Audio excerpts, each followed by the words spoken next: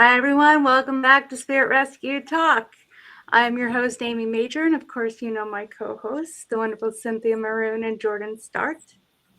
As you can tell, we have an amazing guest today. We have Colleen Costello here with us today.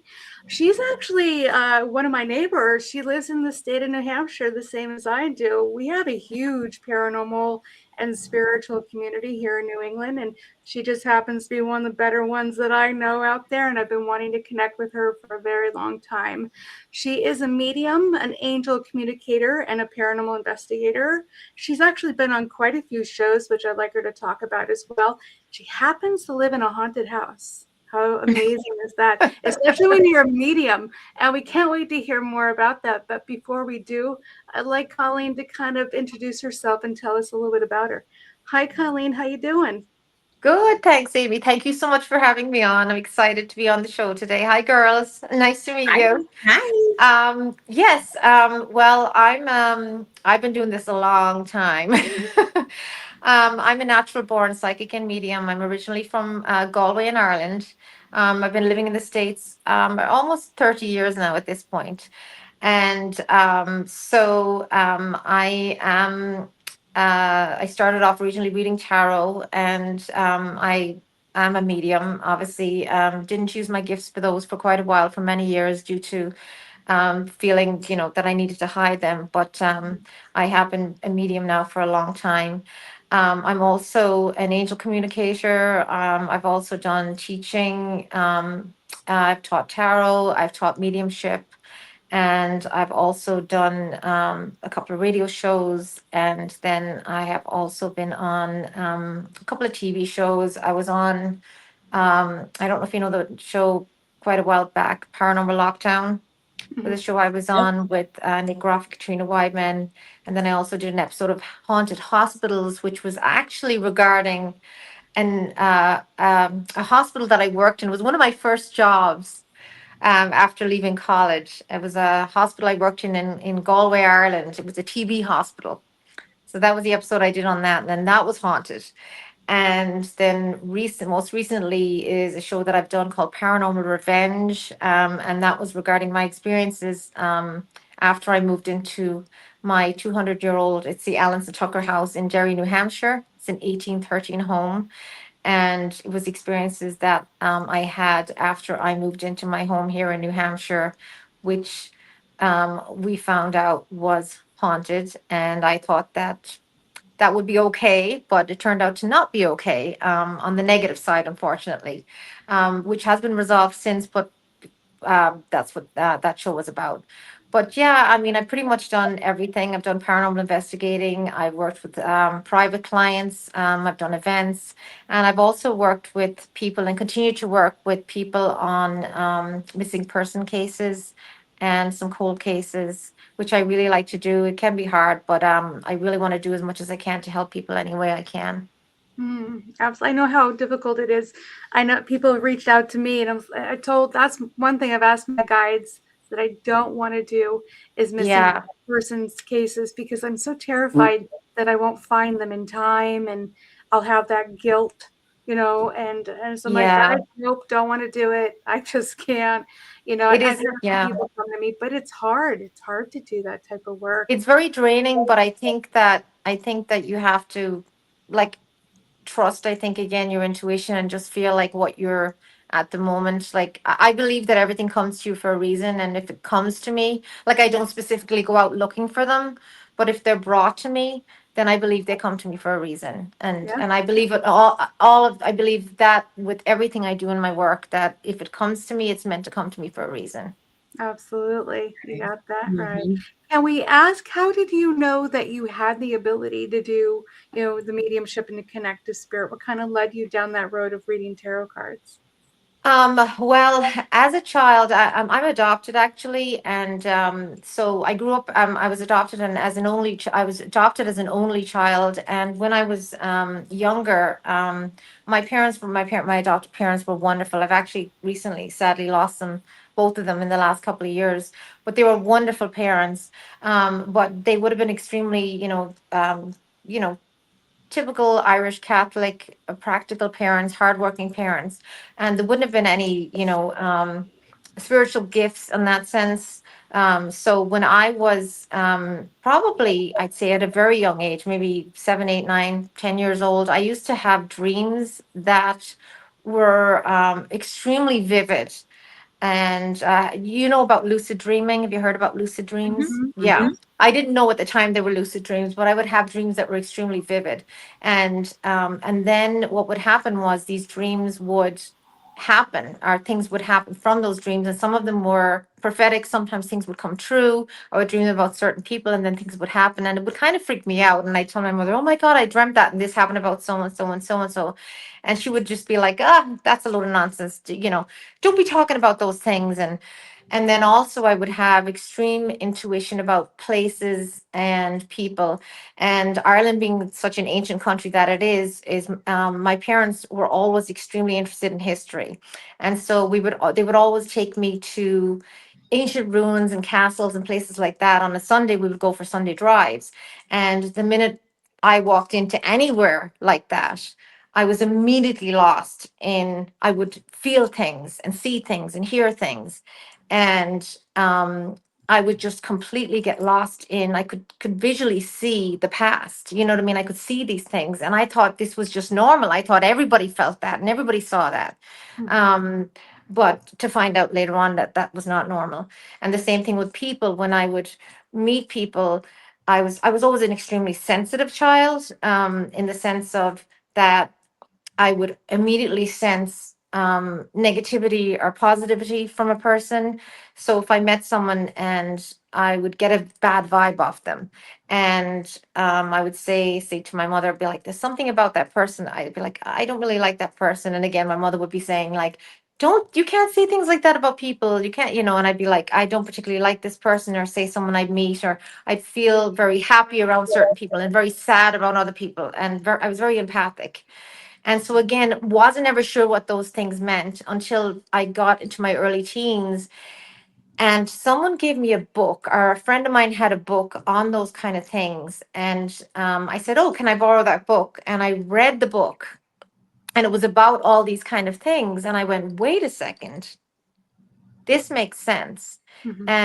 And it was about reading cards, but playing cards. Have any of you ever heard of reading playing cards Yeah. before reading tarot cards? Yeah. So Yes. it was about, you can actually read with playing cards. And I thought, that's interesting. So of course, every house has a pack of playing cards. So I got a pack of playing cards out and I said, let's try this for fun. And I was messing around with playing cards. And, so I thought like, I started like doing that for fun, and things would start to make sense to me. And it kind of, I guess by doing that, it increased my intuition. Mm. And then when I was, I think I used to spend my summers in Boston with my aunts. My mother would come send me over there to my aunts and bring me over, and then she'd let me stay with my aunts here in Boston. And when I was in Boston, I was obsessed with bookstores, and I would go to bookstores, and at that point I started buying books on all that kind of a topic, everything to do with, anything to do with, psychic, mediumship, spiritual, anything like that topic. And I started reading about tarot cards, and I did buy myself my first pack of tarot cards when I was 17, and a book to read tarot cards. But I found the book on learning to read the tarot cards harder and more complicated. So I started trying to read them, and I found it actually easier to learn to read them myself, and found my own kind of way of interpreting them. Mhm. And then when I went to college, I would just have them on me, and I just, as a joke, kind of like, "Oh, I'll read your tarot, I'll throw out a few cards here and there to people," and people would say, "Oh, this came true, that came true. Oh my God, you were so accurate." And that's basically how it happened. And then so it was mainly tarot. And then when I moved to the States, I just didn't really do anything with it. And and then the mediumship, oh yes, also the mediumship part was when I was a teenager. Probably I think that really came about when I was about 13, I'd say. And I'm sure you've heard of that too, when teenagers, the hormones and everything start up. When I was about 13, I remember going to school one day and brushing my hair in the mirror, and all of a sudden I would hear all these voices, and Mhm. they'd all be whispering and talking to me really, really, really fast. and it freaked me out. So I would block my ears and tell them to go away, and it would stop. But that continued. And that's when when I started to really connect with spirit, then when they were trying to talk to me and they knew I could hear them. But I did block that out for many years until once I started reading tarot. That's when the mediumship then continued, and I started receiving the messages, and I would hear them, but I was too afraid to tell people. Mm. And probably it was until, I'd say probably around, maybe around 19 or 20, that I felt more comfortable telling one or two people. I think I heard this, and this message I think is for you. And that's when I felt I was making a connection. But again, I used to call myself the reluctant medium because I was, again, I'm a bit of a perfectionist. And unless I feel absolutely 100% sure that I'm right, I wouldn't deliver anything, you know? So again, it was until then, I think, obviously I came to America, and then I had a traditional job. I worked in a hospital for 10 years, and believe it or not, it was kind of it was kind of ironic that I ended up getting a job working in a pathology department. Of course. Yeah, as an office manager, I was an office manager in a pathology department down there in the basement, where they would bring all the bodies down to. And and of course you can imagine how that affected me. And so Oh, I no. was like, yeah. And that, I didn't look for that job, it came to me again. Yeah. And Someone's talking. yeah, so you can imagine, I was like, oh great. I was extremely distracted in that job every day. Did that for 10 years. And so yeah, it was not until I had my children and I started working from home, when I had my kids, and that's when I was like, I need to. Oh, I think we'll talk about that, Amy. I had a near death experience when in 2001, and I had a really bad accident when I bought my first house when I was working from home, and I did die. Um, and in the ambulance, I had a very bad accident where I severed a major artery in my leg in 2001, and I was bleeding out in the ambulance, and I um, had this near death experience, and I witnessed Archangel Michael. And now I had no connection with the angels whatsoever at that point. I wasn't working with the angels, I never really did up to that point. And after that, I kept getting angel signs. And has anyone ever witnessed three-digit numbers? Like, you have 1111, but 222, 333, for all of Yep. those different Yep. things. I would find angel feathers, and I started seeing all these numbers and getting all these messages. And I thought I was lost my mind because I had like 7 or 8 blood transfusions following my following my accident. I was really Wow. had a bad accident, and I thought I was going crazy. And finally I started researching them and finding that this was angel connections. Right.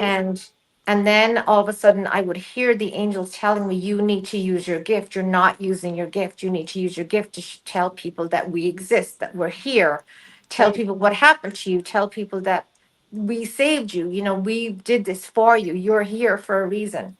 And then I set up a page, a Facebook page, just for that reason, not to read, not to make money from it, just to tell people. It was called the Angelic Spirit, to share a message of angels, to tell people they're out there, they're real, they're here to help you. You need to reach out to them. And from that, people started, I ended up doing a couple of readings for people, and they said, oh, would you do readings for us? And I ended up doing a reading at a psychic fair, to fill in for somebody once. And they said, would you come back? And I said, sure. And it just took off from there.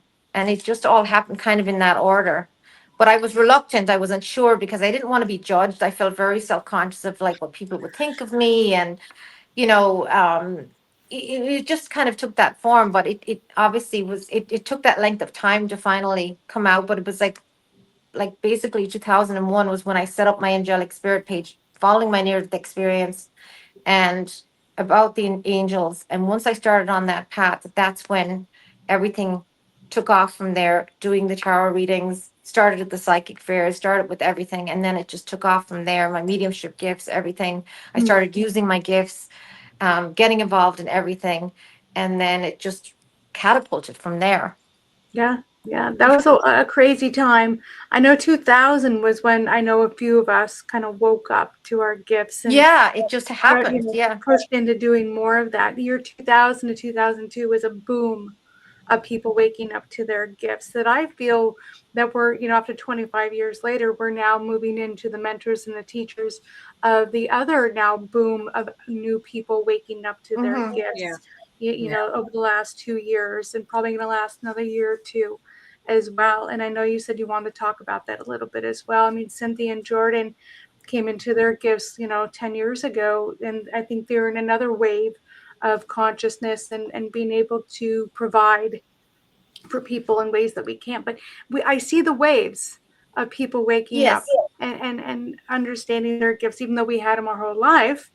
We were very reluctant to use them because, I don't know about you. I grew up in the 70s and 80s where you told people what you did and they were like, look at you like you have three heads. You're not allowed to talk about this Oh my type of God. work Yeah. at You'd be all. afraid you'd be locked up. Yes, Yeah. exactly. And my grandmother was locked. My great grandmother was locked up in a mental institution for Oh 40 my years God. for having her gifts. So, and then my mother had mental illness. So it's like, of course, I was reluctant to use it as Yes, of well. course. Yeah. But I think because of these shows and the classes we're teaching now and everything we're doing to kind of create a safety place for people to feel like they can open up and talk about their gifts more and their experiences to kind of be navigated down the path of what they should be doing, but also giving them the tools to connect to their team to find out, okay, what am I really here to do? What are my contracts and agreements? And, even if I don't have the contract, can I still do it? So there's a lot of answers that are given to people these days as well. And having you on the show and talking about your journey does the same. It gives people the opportunity to say, hey, this is happening to me too. And because she did it, I feel safe to do it now. And so I think it's really great that you have that. I know Cynthia and Jordan have questions for you. I'm going to not talk. Yeah, I do. I was thinking of listening to when you were saying that in your near-death experience that you saw Archangel Michael, and I'm wondering if you had a conversation with No, Archangel Michael, or it actually, was just an image or a sense of knowing. I saw him he was just there. And I don't know how to tell you how I knew it was him because again, like I Mm, said, mhm. it was just a knowing. Right. Yes. And it's not like I said, and this is the strange thing about it, that I never, and I say this again, I never in all my things that I did. Now I grew up very Irish Catholic. I went to church, I went to novenas, I always, did my said my prayers. I've always been and that's the other thing that I found that people, you of course you'll find too, and I'm sure Amy found that too. I don't know, Amy, if you were brought up in a religious family, but people thought it was a contradiction to do what I did being Catholic or whatever. But I still have a very strong faith despite doing what I do, and I always did. But at this particular time when I did see him, and I saw him as if he was just there, and he was this. I just had this vision of this big, strong, tall person, and he was there. At first, I heard him walking up and down, and then he was just. His presence was so strong, like safety, and that he was there to protect me and keep me safe. Right. And I was like, oh my God, that's Archangel Michael. Now, I don't know how it was Archangel Michael. Again, like I said, I never had an obsession with angels. I never followed angels. My parents never were, they were more so the Sacred Heart and the Virgin Mary and all of that, but we were never, it was never an angelic thing. I just knew it was there, and I knew that he was the one that saved me. He saved me that day, Mm, and he didn't speak, he didn't say anything. He was just there. It was his presence, and I knew that's who he was. And it was strange because following that event, I could not get. I mean, I'll always remember him being there, and I could not get that image out of my head. That it was more, and this feeling of um that came with it of comfort and safety, and that I'm going to be okay, and that he will Mm. always protect me. And since that day, he has always been with me. And I know that no matter what I go through in life, that he will always protect me and he will always take care of me. And it's such an emotional feeling because I feel like he's my guide, he's my protector, and he will always take care of me and my family no matter what I go through. And I don't know if you know, but Archangel is the angel of strength, courage, and confidence. And he is the one that has the shield and the sword, and he uses the sword to cut away any negative energies and negative things in your life, and he Oh uses the yeah, shield to we're protect you moving familiar. forward. I Yeah, know Jordan's very familiar with Archangel Michael, aren't you, Jordan? I absolutely love him. But yeah, that's who he was, and he was, like I said, just there. He was just there. Yeah. That's amazing. That's a gift to have that. I connect very strongly to Archangel Gabriel. Gabriel came Yes. through to me years ago before I knew anything about angels as well. And Michael, I've been in many situations where I've asked Michael to come through. He'll look in, he'll peek in and say, "You got this," and we'll walk out. And I'm like, Wait, "What? come back. Where'd you go? Like you're leaving me." Yep. He won't work with me. But then Gabriel come in and he's like, "Okay, we got you." And I was like, "But he doesn't like me." Then he's like, "No, he comes through for certain mediums and other mediums. I think different mediums connect to different archangels." I To be do. honest I with do agree with that. Yeah. you, quite a bit. And so I know Jordan, you work with Archangel Michael a lot, don't you? I do work with Archangel Michael a lot, but he still comes in, peeks his head in, and goes, I think you can handle this yourself sometimes. But there's been many times when, especially, I would say earlier in my development, or when I was encountering something that was very dark and I was struggling quite a bit, where sometimes I wouldn't even have to call him in. I would just feel his presence come in and he would stand behind me, and I would just feel no matter what was going to happen, I was safe. Like I was secure. It was being watched over. I just needed to assert my free will and, step into my power a little bit more. But I knew he had my back. I knew I was going to be okay. And it helped give me the courage and the confidence and the strength in order to step into that myself. I could almost feel like through his presence, I was able to feel more secure and to step into my own power at very difficult moments in life, but then also doing this work. Right. So we love Michael. But Yeah, he's amazing. And sometimes it's like, no, I'm not doing, and I'm like, or he'll come in and be like, I'm not the right appropriate support for this right now. So call something. I'm like, okay, thanks, sir. Yeah, he's great because he will guide you to other He does, sources too. He won't just he doesn't always take care of everything, but he will guide you and say, you know, you don't need me for this, or he will. Yeah. He's there, but he's not there for everything. He'll say, because the other one too is Archangel Raphael is another person that I work with also. I go between him and Archangel Raphael, obviously for healing, because some people need actually Archangel Raphael will come into if somebody I'm working with needs healing, or if I need healing, and he'll come in quite a bit too, and he'll bring Raphael in sometimes and be like, yeah, you need him. Yeah. A lot of the healers and counselors work with Raphael as well. Yeah, I Yeah. find a lot of mediums we work with Gabriel, the messenger, obviously the one that's here to provide. But one thing I learned about Gabriel years ago that I didn't understand was Gabriel was there for judgment. He always came in with a scroll and was always telling me, "I'm here for judgment against the word of God." And I'm like, "Well, I didn't think there was judgment on the other side." And they said there is judgment for entities and spirits that are breaking spiritual law. And that's when Gabriel started teaching me spiritual laws and rules that were obeyed by the spirit world. And he started being my teacher of that. And of course, with all my spiritual teachers. But Michael, no, I've called him in so many times that he's just like, "Nope, not coming in for you. Sorry." He came in once and it like shocked me. I looked at him, I said, "Really? You're here?" And he's like, "Don't get used to it." He's like, I'm just popping in for now. It was a shock to me. It's like, vibe. oh, He has a very military vibe to me, Michael, where he kind of comes in as the authority, but like I'm like, okay, yes, sir. Yeah, doesn't he have? He has such an authority. Yeah, he's such a strong. Yeah, his energy is so strong. Yeah. But they do come through differently for different people. They know how Yeah. they need to present for others and how you'll be receptive to their energy and their message to you.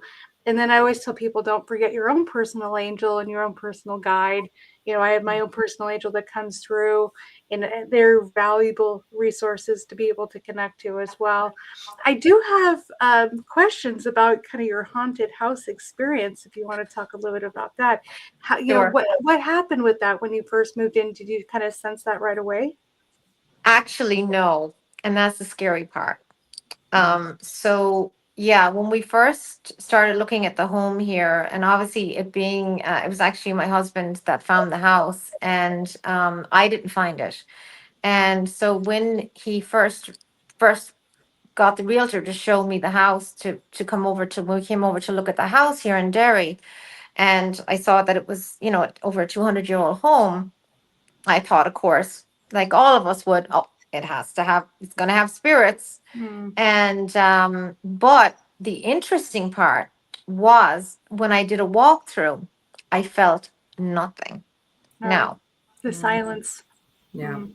and you know, and I know, and all of you know that when you don't feel anything, that to me is a red flag, you know. And I was like, there's something not right about that, because so then I thought, well, you know, maybe it's just, you know, at the time, and I kind of didn't, you know, it was actually during COVID that we moved in. It was we moved in December of 2020, but we were looking at the home around August, September of 2020.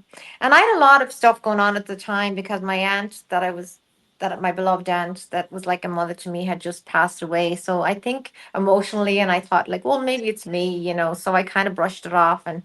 But then I went back a second time by myself with the realtor, and she was like, oh, because she knew I was a psychic medium, and she was like, do you feel anything in the house? And I was like, this is strange. So, and then I opened myself up and was like, okay, guys, I'm here. Right. Show yourself if you want to, you know, and nothing. Mhm. Dead, dead, flatline.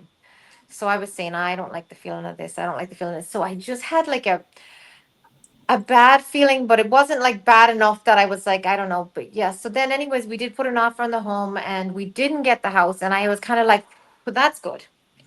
And so I kind of felt, well, that's good. I had a good feeling about it. My husband was extremely disappointed because he really wanted to move in here. And it was really weird because he had a connection with the house. Now, that was what was interesting because he was like, oh, there's something about this house. And I feel like I need to buy this house and I feel connected with it. And what is it about this house? And he was like, the walls, everything. And it was like, so he was the complete opposite. And so when I look back at it in hindsight, I feel he was being drawn in and I was, you know, feeling something different. So then we lost the house. And then finally, literally, as I was deciding, we had decided to stay in the house we were in, which was in Pelham, and extend the house and put in new windows in another room and make it a 4-season porch that was a 3-season porch. We get a call from the realtor who says, guess what? The house is back on the market. Are you interested in putting another offer in? And I was like, oh, It wants you. it wanted us. So I was like, I said, oh my God. I said, I don't like the sound of this. So my husband was all excited and I was like, I just don't like I just don't feel good about this. So she was like, well, and I said, so why did the house fall through? So she said, well, it turned out that the lady who had put the offer on the house and whose offer got accepted obviously came into the home and said that she was going to rip out everything in the house, because this house was restored by the previous owner, had been about 10 years, trying to restore it back to its 1800s, you know, how it was. And but she came in and was like, I'm going to rip out the fireplaces. I'm going to knock this wall. I'm going to like just modernize everything. So something happened. And I'm thinking the spirits were probably not happy with her. And they were like, we don't want her here. And so the realtor didn't give me the information exactly as to why the offer fell through or she didn't get the house or it didn't go through. But anyways, it didn't happen. And it was funny because the realtor said to me, she goes, I'm so glad that didn't happen because she said, she even said, I don't think the spirits of the house would have been happy with the fact that she was going to come in and do all that to the house. And she said she would have destroyed the house. She said, I'm so glad that she didn't end up buying it because that home would have been destroyed by her. Right. So anyways, we ended up putting another offer on the house and we got it. So I went back then for another walkthrough by myself again, same thing, nothing. So I had a feeling that I could sense a female spirit, but I wasn't sure. But this is a strange thing. So right before we were to move, we were about to move in. Now, I don't know if you've ever heard of, we had found out there was a connection to the house of a socialite named Star Faithful. And I don't, has someone heard that name or no? I But haven't, no. you haven't, but she had died in New York because Alanson Tucker is the owner of the house. He was a merchant back in the 1800s, and he was a very well-off merchant in the Derry area. He started the Derry Bank. He was a founder of Pinkerton High School. And but he it was a family member going back down the line of his that ended up having this daughter. Her name was Star Faithful, and she died tragically in New York. She drowned, and they think that it was possibly murder, but this was connected with the house. But anyways, it has nothing to do anyways with this. But anyways, I had sensed this female spirit, and I thought maybe this was her.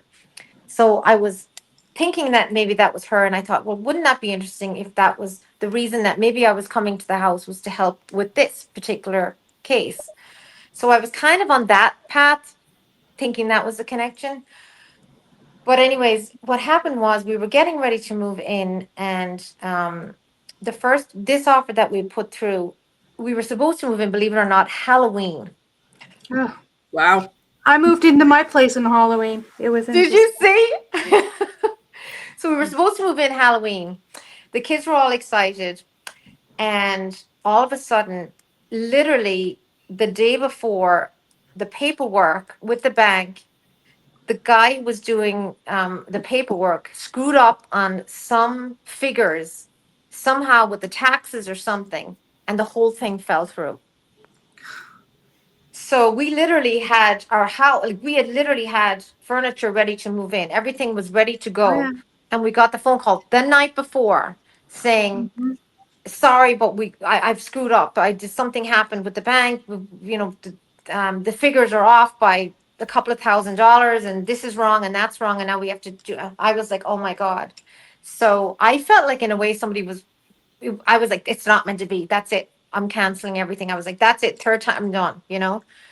But so I was like, that's it. Cause we had sold our house but we hadn't moved out of it yet. So we could have still stayed. So I was like, that's a sign. We're not meant to leave. We're not meant to leave. So then finally but our realtor came back, and this is the reason I brought up Star Faithful. Our realtor came back and said, I will fix this. I will fix this. And I was like, no, it's fine. It's fine. I'll stay. No, it's fine. I'm good now. I'm good. I'm good. I don't need to move in there. She came back 2 days later and said, I found a solution. She said, I found this woman that works for another bank that can figure it out. And guess what the woman's last name was? Faithful.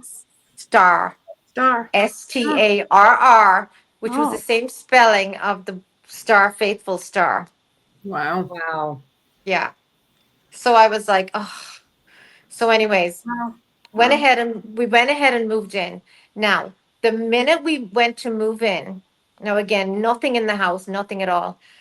A couple of days, I think, before we were supposed to move in, my husband had this dream before we moved in our old house. He had this dream, and he said, my husband never remembers these dreams. He said, I had this dream.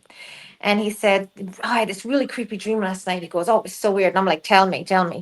So he had this dream that he was, he went down the basement of this house, which is just a dirt basement. And there was this woman in the corner of the basement crying like this, crying in the corner of the basement with her back to him. And she's crying and crying and crying. And so he said to her, oh my God, are you okay? Why are you crying? And she was crying, and he said, are you okay? And she said, no, I'm not okay. And he said, what's wrong? And she said, I want to go upstairs. And he said, oh, you want to go upstairs? She goes, yes. She goes, can I go upstairs? And and he said, and he remembers in the dream saying, well, I better ask me, because he knew that it was weird. The dream was weird. And he said, well, I better ask my wife, knowing that, that it was kind of weird that she was this dark figure crying in the base corner of the basement in the dream. And he said, well, I better ask Colleen. And I said to him, please tell me you said no. Because as we know, as mediums or, psychic mediums, that spirits can come into your dreams and things like this can happen. And And he especially said, when they want to be invited. and they asked to be invited in. Yeah, exactly. So she said, can I come upstairs? And I Yeah. said to him, please tell me you said no. And he said, oh, of course I did. Of course I said no, only to find out later on. He said, okay. Yeah. Wow. And so, anyways, and then once we moved in, that's when all hell broke loose. It literally was like, what the heck just happened? Mm. We weren't even in the house. I'm not even kidding. We weren't even in the house 2, 3 days when all of a sudden we'd be upstairs, and it was like we thought somebody had broken into the house the first night, because my husband got a baseball bat, and he was like, what the hell's happening downstairs? It was like banging and clanging and all this stuff down in the kitchen. It was like, it started at about 5:30 in the morning, and we could hear all these voices and these people talking, and it was like blah, blah, blah, blah, all this conversation and banging. It sounded like people were banging pots and pans and clanging and everything. And I was like, oh my god, did someone break into the house? And we were like listening, and then we were like, oh my god. So my husband got the baseball bat, went top of the stairs, and we went out. We were listening, and then he was like, all right, I'm going down. And the minute he went to go down, it all just went zzz, like you're Yeah. taking a needle off the record. Stopped. So we went down, nothing out of place, nobody in the house, nothing. So this continued on for several days, where literally the same time every morning, 5:30 in the morning, this would start. So I kind of figured then at that point that it was spirits from maybe staff from the house in the past would get up at that time in the morning to start getting everything ready in the morning. Because I started to connect them with spirits in the kitchen, who I believed were staff members that had worked there at the time. And the only place I felt comfortable in the house was the kitchen. And I started to get really negative energy upstairs in the bedroom that we were staying in. And then that's when it started to get really bad, where um, there was this. We were in the bedroom upstairs, and there was this woman that all of a sudden was. I was in the bed one night, and we were both back to back in the bed, back to back sleeping. And all of a sudden, I could feel I was being shoved and shoved and shoved. And so I thought it was him pushing me. You know, like how you're back to back and you're like being shoved. And I thought he was going up against me. So I was like, what the hell? Why is he shoving me, shoving me, shoving me? So it got more and more till I was at the edge of the bed. And all of a sudden, I put my hand back to say, stop. Why are you shoving me out of the bed? And when I put my hand back to whack him, he wasn't even there. He was like way over the other edge of the bed. So I turned around and I said, oh my God. And he goes, what? He woke up. He goes, what? I said, I thought you were trying to shove me out of the bed. He goes, no, no. He goes, I'm not even near you. And then I could hear this woman saying to me, get out of my house, get out. And then she started using profanities, get out, you know, Yeah. get the F out of my house. And so then another night it was mainly in the master bedroom upstairs, the bedroom that was connected, which is connected down as stairs, a servant staircase that goes down to the kitchen. Mm-hmm. So then she would, my husband was sitting there another night, and he's sitting there, and he goes, oh my God, he said, I just felt a hand like go down his shoulder and down his arm. And then there was an indentation on the bed, like somebody had sat down on the bed. Now, I didn't see that, but he saw it, and he's like a scientific person, so he's not somebody that would just be like, "Oh my God," you know what I mean? Yeah. He was just, yeah. So he was freaking out over that, and then so that particular night that he was facing me, and he said he felt this arm down his, and I said, "Okay." so I looked over his shoulder, and standing right behind him was this woman dressed in black, and she had a high collar, and she looked like Victoria, more Victorian, but she had this. It was in early 1900s, and she had this high collar dress, black hair in a high bun, her hands clasped, and she was just staring at me with this death stare that would just put chills down your spine. And I literally saw her, and I was like, oh my God. And I was like, that's it. Got my stuff, pillow. Done, out of here. I'm downstairs. Because she looked right through me. Her stare was so evil and so scary. And I've seen spirits before, but I knew that she was bad. She was bad. She was evil. And I just left. I was like, that's it. I'm not staying in here anymore. I'm going downstairs. And I didn't tell him what she looked like. I didn't want to scare him. I didn't want to tell him how bad it was. So after that point, I couldn't. I mean, I tried to go back in the room and stay there, but after that point, every time I went upstairs, she was there. She knew I saw her. She threatened me. She harassed me. I would leave the house. I would come back in the house. I would feel physically sick, mentally sick. I couldn't eat, I couldn't sleep, I lost a load of weight. She would constantly be there all the time, telling me to get out of the house, telling me I didn't belong here, um, swearing at me, um, just horrendous. And I was terrified. I was literally terrified. I had some friends that paranormal friends and friends that I tried saging. I tried saging the house, which I've done for Yeah, other people. I it doesn't saged work. the house, I put crystals around the house. I had friends come in to try and help me. Every time somebody tried to come in to help me, they got blocked. They got Mhm. blocked. Something happened to block them. Yeah, something happened. I had a Well, couple of that's the friends who were tactics of spirits. They block the people yeah. to read. Yeah. I had a couple of friends who were demonologists. I had a couple of friends who were psychic mediums. I had a couple of friends who tried to help me. And it's like they turned people against me, and everybody started to think that I was crazy. And I was like, and I was like, I'm not, you know what I mean? It was like everything went haywire. And Mm. then the other thing was at the same time, and Amy, you'll probably understand this. At the same time, I was also dealing with this other spirit that decided to show up, and her name was Betsy.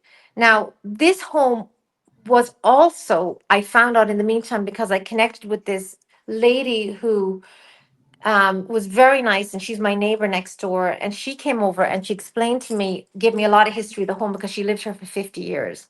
And she's a Okay. retired school teacher from Derry. And she came over and she became a really close friend of mine and still is, and told me a lot about the home that I didn't know about. And she told me, she said, do you realize your home was a nursing home for like 40 years? No clue, never knew about it. There was no record of it in Derry. There's no record at the library anywhere. Yeah. So, wherever this was hidden, I don't know, but it used to be a nursing home.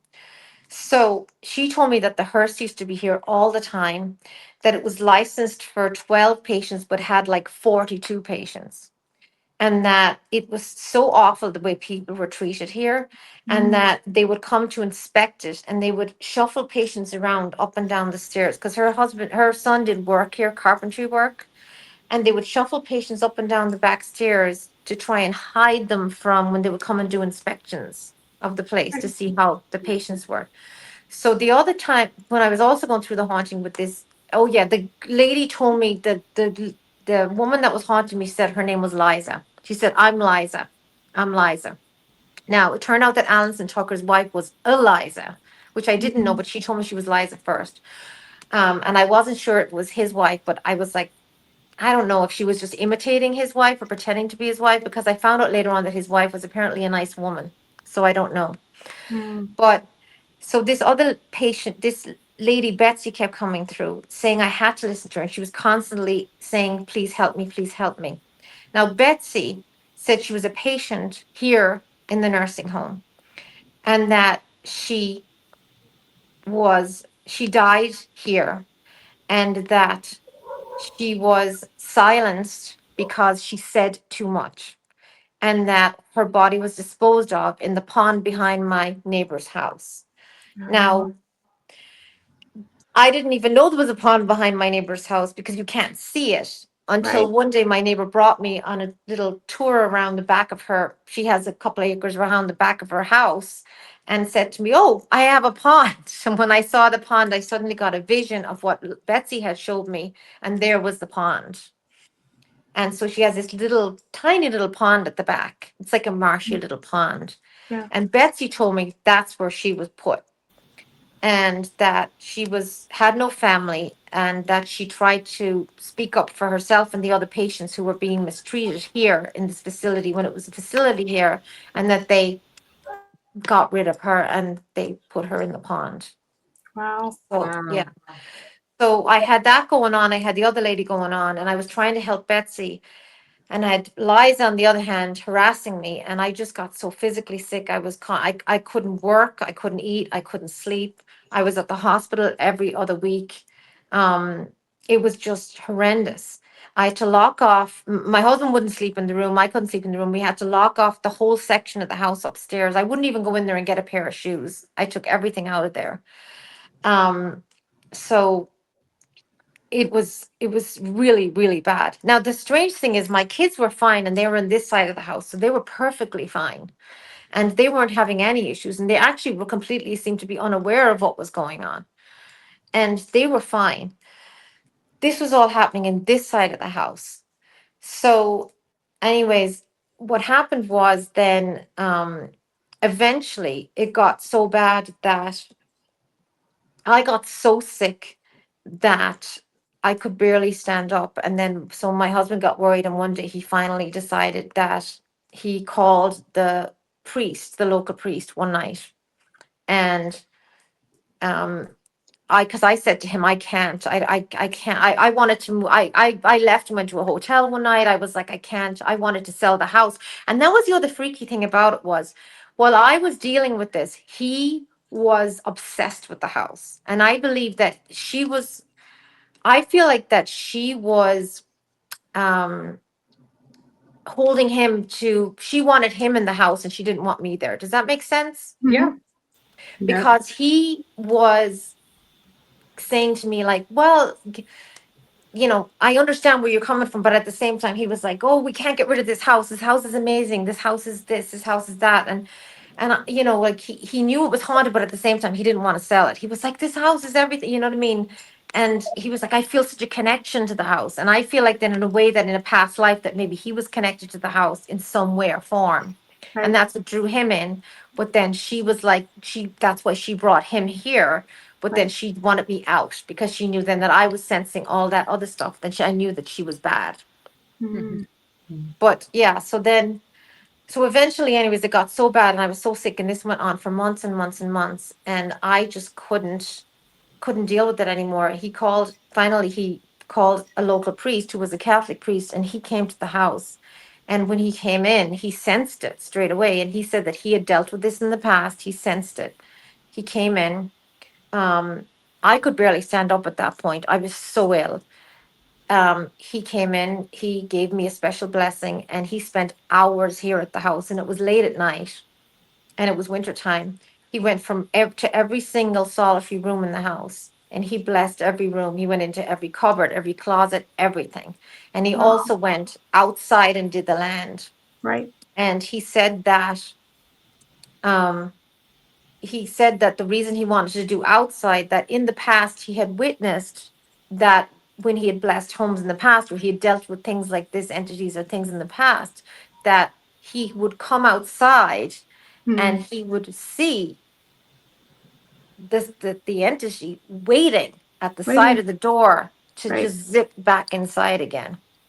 Oh, he's Yeah. smart. He's experienced. Good. No, Yeah. he was Mhm. experienced. No, he was experienced. He was Yeah. amazing. Now, I only saw him at the beginning. The only time I saw him was the very beginning when he came in, and he asked me to bring him to the room upstairs, and I said to him, "I'm not going in there." And I said, "I'll tell you what's happening and I'll show you, but I'm not going to go in there." Right. And he did, and then my husband brought him on the rest of the around and the house. But So the crazy thing is that after he left, the next day, that night after he left, I had severe, violent, and I know this is probably too much information, but severe violent vomiting. And I'm not kidding you. I was throwing up all night. Like I was almost like getting rid of something. That's a good sign. Yeah.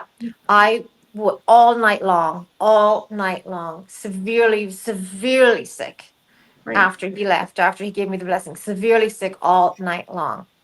And the next day, um, I went to the hospital again, and they found out what the problem was. Um, and it was, it wasn't anything major, but they were able to finally find a solution for me. I was there 2 or 3 days, and everything was fine. And the house, the energy, like instantly, it was like the darkest energy was lifted off the house. It was insane. I mean, I can't even begin to tell you what it was just unbelievable. Like the house was not the same. Like the fear was gone, and of course, fear feeds Yes, it negativity. does. Mm-hmm. And I was terrified. Like I went from being like not scared in the beginning to being absolutely terrified. The other scary thing that happened to me during this haunting was I always wear a cross around my neck, and I'm wearing one right now, my aunt's Celtic cross. 3 crosses I went through during this haunting that were taken off my neck. One of them was twisted and bent Mm. while on my neck. Yep. I would constantly put it back on my neck, and I would put my hand up and it would be missing. It wouldn't even be opened, the chain. It would be gone off my neck, and I would find it on the floor. Well, And I wouldn't be surprised if the spirit of that woman had an entity attachment to her. yeah. And that's when I really got scared, because when the crosses started being taken off my neck, my protection, like what I felt like was, protecting me, when the crosses started disappearing off my neck, that's when I got extremely, extremely terrified. Mm. And because I felt like this is really evil if it's taking crosses off my neck. And this is actually my third cross, and thankfully, thank God, this is stage. But yeah, 2 crosses, and one of them, which is a cross I had gotten in Ireland, that is actually a cross I had bought from my aunt who had passed away, and I was wearing, because literally when I found the cross was twisted. I mean, it was twisted.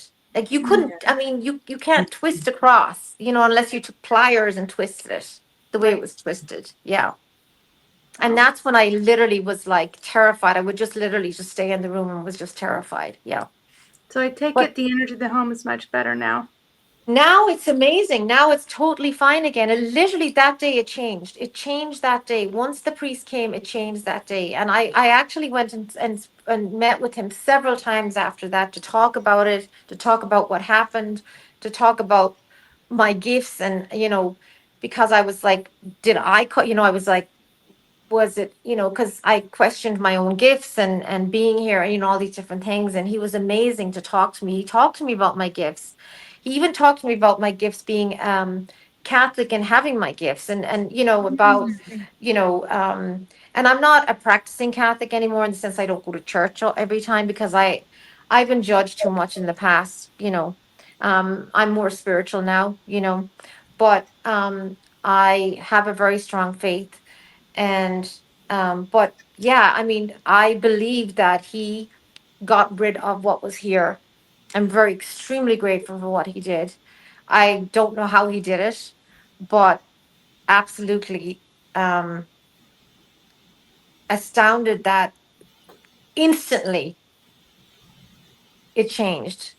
Also, what he said that he would do is, he said that he would, I told him about Betsy, and he told me that he would have a special mass said for Betsy and all the patients that were here at the home, and he would pray for her soul and pray for her to, you know, um, be entered into heaven, and that she could cross over.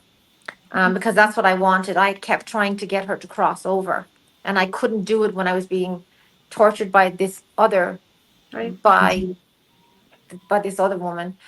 And so he did that also. And once that was done, also, I didn't hear from her either.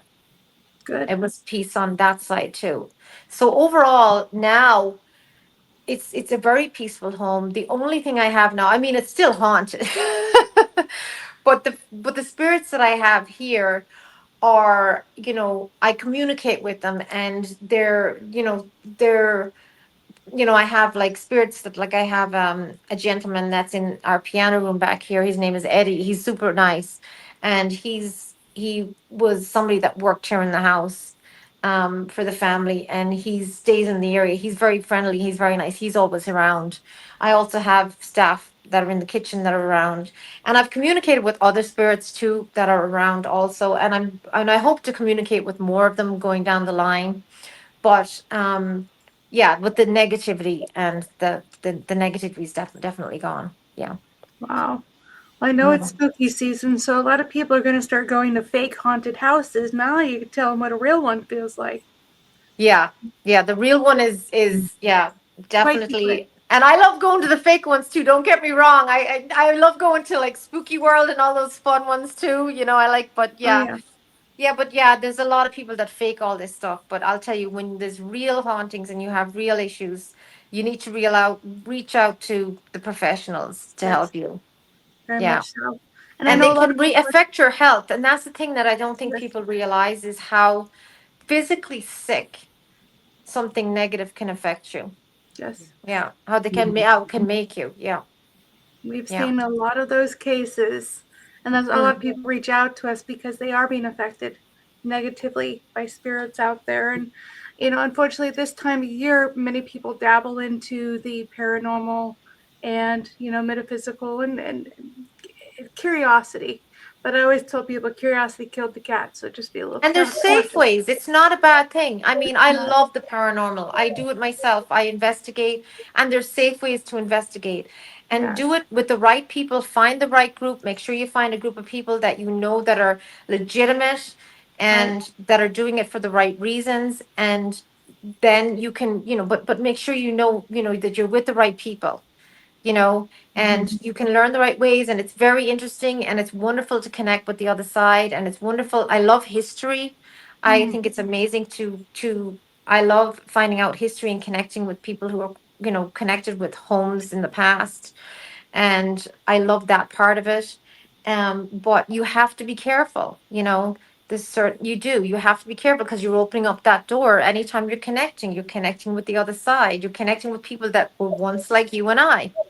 mm-hmm. You don't know, they could be, like people nowadays. You have good people, you've got bad people. The same on the other side, you've got good people and you've got bad people. Absolutely. Yeah. Absolutely. I completely agree with that. But it's definitely going to be an interesting season, and maybe you and I will do some things together because we live so I close would to love to. I'm always nature. open for collaboration. Yeah, I'd love to. It'll be a lot of fun. When you get a lot of mediums together, a lot of weird things can happen. That's for I know, sure. and I love it because the energy is always amazing. It is. It Oh really yeah. is. It is. We had a really great time having you on and kind of sharing your stories with everybody. And you said that you're still doing readings and healings. How can people reach out if they'd like to connect with you? Yeah, I'm still doing, yeah, I still do private readings, and help out in any way I can with paranormal things. You can reach me at I'm working right now on setting up a new website. And right now, the best thing to do is you can reach me via my Facebook page. You can message me. I have my private Facebook page, which is still quite public, which is just Colleen Costello. And then, or Costello, as you say here, I pronounce it Costello, being Irish. But also, I'm on there as Colleen Costello, the Celtic Medium. That's my Facebook page. And also, on there is my email address, and my phone number should be on there. But you can just send me a private message on either of those pages if you want to connect, or if you'd like a private reading. Or I also do events. So I do private, I do group readings. Also, I can do an event. Also, I do big events, small events.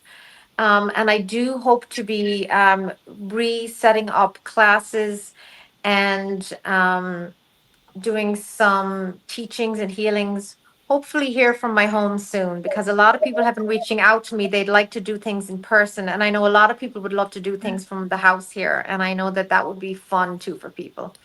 Absolutely. I know Yeah. about that. I had to open up a new office. People like, I want to see you in person. I'm like, because with COVID and everything, we went Yeah. remote for so long and not anymore, which is great. Well, It's good. that's what I've been doing. I've been doing ever since COVID. I've mainly, because I did a lot in person, and I did a lot in person from my old house. And mainly since COVID, I've been mainly doing, I do mainly FaceTime Zoom readings are my main thing that I do. Most of my clients are, FaceTime Zoom readings, Right. which works for a lot of people because, a lot of people are in a hurry all the time and they prefer to do it from their houses and all of Yeah, that. absolutely. But now I'm getting a huge amount of requests of people, oh, we want to do it in person again. So, yeah. I also see the need for development circles to start up again as well. And of course, it's best to do those in person, I think. Oh, absolutely. Yeah. And I think people too are and I think we were saying earlier on too, I think people are starting to really want to connect with other people more, Mhm. especially with everything that's going on in the world. I think people want to get a human connection again, Yes. especially a positive human connection. I think people are really needing that right now. To have a positive human connection, even if it's only for a short period of time. But I think people need that to get away from social media, to get away from their phones, to get away from their computers, and just have that personal touch, you know what I mean? And just connect. Well, I think the older people, yes. Younger people, we're still working on that. I know. I think I have kids about the same age as your kids, and it's like hard for me to get them off technology. It Really, is my daughter's almost 16 and she actually hates technology.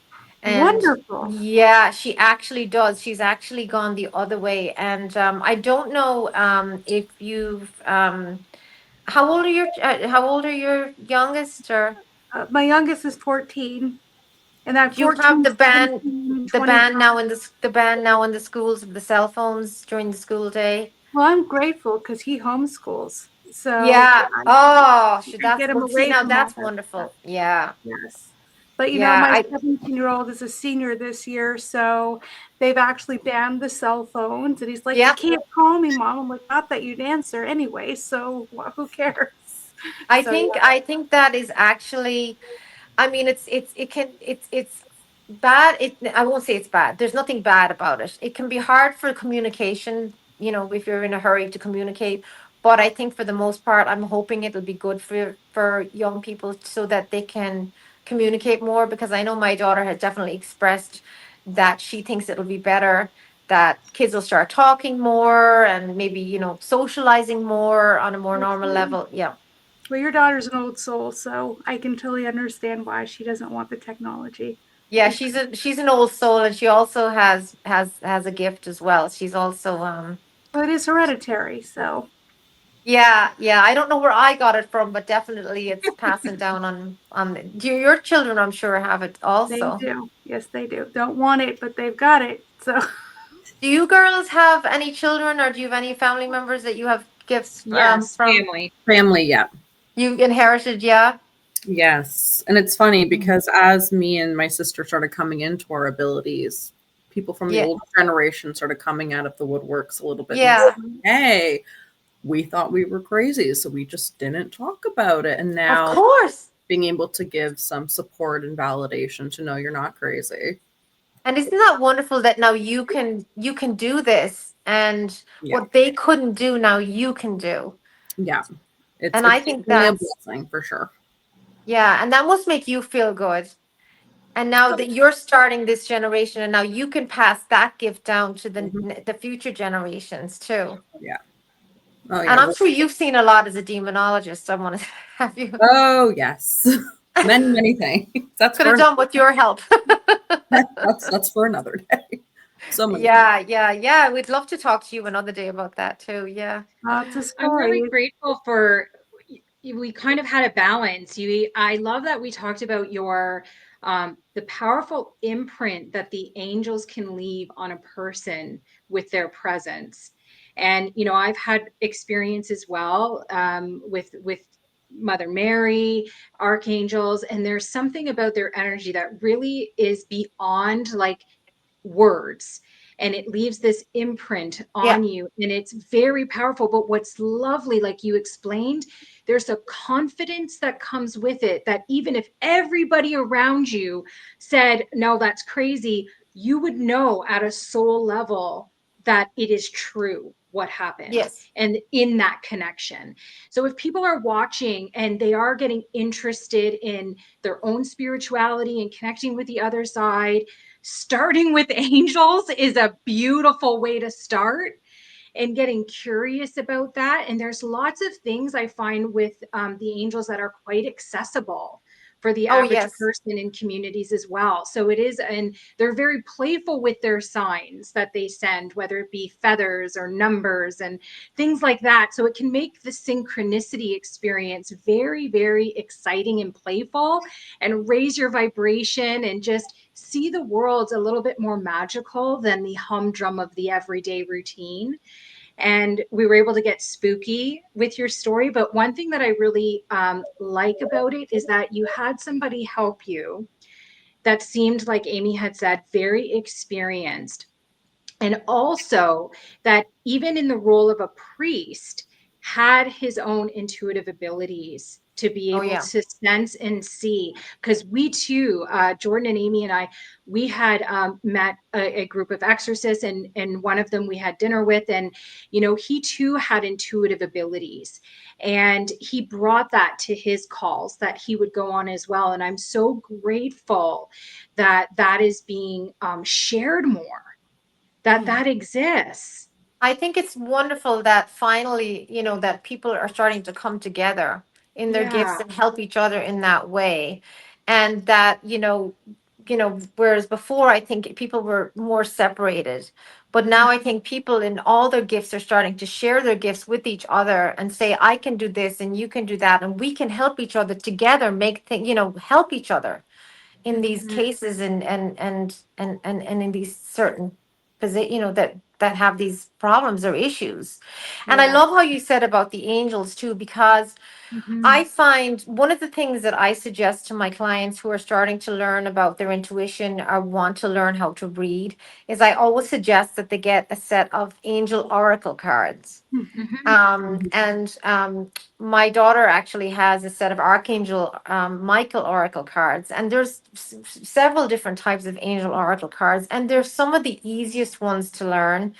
And even if you just pull one card a day, they're so positive and uplifting, and Mhm. they're so easy, and they just make you feel good. But just that alone connects you to the angelic realm. And as you were saying, the angel numbers is actually a fun thing that my daughter and I have done for years. That we've always seen, for example, the number 444 is our angel number. We see it on license plates everywhere we go. And it's almost like when we're out driving in the car, we'll be like 444, or we'll be like 555, or we'll be like, we see the angel numbers. And I have people come to me all the time and they'll say, I keep seeing this number all the time. What does it mean? And they don't realize that they're being connected to Right. the angelic realm, or that the angels are saying, hello, a little tap on the shoulder. We're trying to guide you or help you. And I think that just people aren't aware of these things. And like you said, the feathers and all these different things. And I think that it's wonderful, just even if people don't want to, read or do all of that, but just be aware that our loved ones are close, our loved ones are angels, our spirit guides are always guiding us, giving us signs, trying to help us in the physical world, helping us from from the other side, to help us any way they can. And that's their job, is to help us. And that we can also ask them for help. And I Mhm. think that we can ask the angels for help. We can say, I need some help today. Can you help me? Mhm. And as Amy said, there's different angels for different situations. Yeah. And we can also reach out to the archangels and say, for example, Archangel Michael for strength and courage, Archangel Raphael for healing. We can reach out to Archangel Raphael. I need healing for myself. I need healing for my family. I need healing for somebody who's going through something right now. Mhm. We can ask them. We don't have to be a medium. We don't have to be psychic. We don't have to have gifts to do that. We can just be Yeah. a regular person. Yeah. Exactly. Well Yeah. said. Yeah. I couldn't say it better. Thank you so much for coming on and sharing your wisdom and your wonderful stories with us. We had a really great time. Thank you so much for having me. And I hope we can do this again sometime. I really enjoyed it. And it was so nice to meet you girls. And thank you so much, Amy, for having me. Absolutely. And, thank you to all of you for viewing. And again, if any of you have any questions for us, Cynthia, do you want to give them a way to connect with us here? We have an email, spiritrescuetalk@gmail.com. Please connect with us. And if you know of anyone that would like to be a guest as well, moving it further into spooky season, but then also during the holidays, we also love to connect with people who have a lot of great spirit activity to connect with your relatives as well. And plus, of course, on other episodes when we don't have a guest, you'll know my channel, Anne, will always be able to come in and connect with us and give us some loving messages. So we look forward to that as well. So thank you for viewing this, and we look forward to seeing you guys again.